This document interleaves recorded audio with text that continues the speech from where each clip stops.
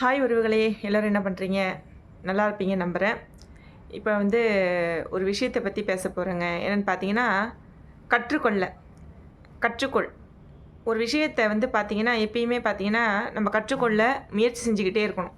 கற்றுக்கொள்ள முயற்சி செய்யும்போது பார்த்தீங்கன்னா, அதில் சில பேர் பார்த்தீங்கன்னா, இதை எப்படி நம்ம போய் கற்றுக்கிறது? வந்து இதை கற்றுக்க நம்ம ஏதோ சங்கோச்சப்படுவாங்க, வெட்கப்படுவாங்க.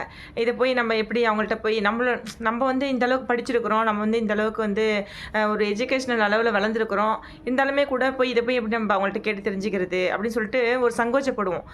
அந்த மாதிரி இல்லாமல் எப்பயுமே பார்த்தீங்கன்னா, கற்றுக்கொள்ள வெட்கப்படக்கூடாதுங்க. அது நம்மளோட படிப்பில் தாழ்ந்தவங்களாக இருக்கலாம். படிப்பு நம்ம அதிகமாக படிச்சிருக்கலாம், அவங்க குறைச்சி படிச்சிருக்கலாம். ஆனால் அவங்களுக்கு டேலண்ட் அதிகமாக இருக்கும். இப்போ உதாரணத்துக்கு பார்த்தீங்கன்னா, ஒரு தையல் கலையை கற்றுக்குங்களேன், ஒரு தையல் கலையை எடுத்துக்கங்களேன்.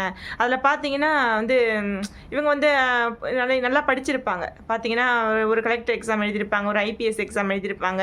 இந்த மாதிரி எழுதியிருந்தாலுமே கூட இவங்களுக்கு வாய்ப்பு கிடச்சிருக்காது. ஆனால் இந்த தையல் கலையை அவங்கள்ட்ட போய் கற்றுக்க வைக்கப்படுவாங்க. ஏன்னா நம்ம நல்லா படிச்சிருக்கோம்.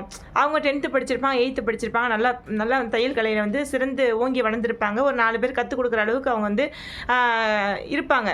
ஆனால் இவங்க இதில் என்ன நம்ம வைக்கப்படுறதுக்கு என்ன இருக்குது? ஏன்னா நம்ம நம்ம மற்றவங்களுக்கு தைச்சி கொடுக்க போகிறதில்ல, நமக்காச்சும் நம்ம தைச்சிக்கலாம் இல்லையா?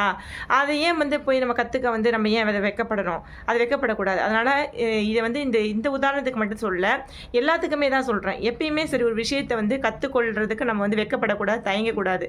அதை நமக்கு அது தெரிஞ்சிருக்கணும். ஒரு விஷயம் நம்ம எல்லாமே தெரிஞ்சிருக்கணும் இல்லையா? அதனால் எனக்கு தெரிஞ்சது நான் சொல்கிறேன். ஒருவேளை தப்பாக ரைட்டான்னு எனக்கு தெரியல. தப்பாக இருந்தால் மன்னிச்சுக்கோங்க. என்ன அவங்க இப்படி சொல்கிறாங்களே அப்படின்னு கூட சில பேர் ஏதாவது கமெண்ட்டில் சொல்லுவீங்க. எனக்கு தெரிஞ்சதை நான் சொல்கிறேங்க, அவ்வளோதான் விஷயம். தப்பாக இருந்தால் மன்னிச்சுக்கோங்க. நன்றி, வணக்கம்.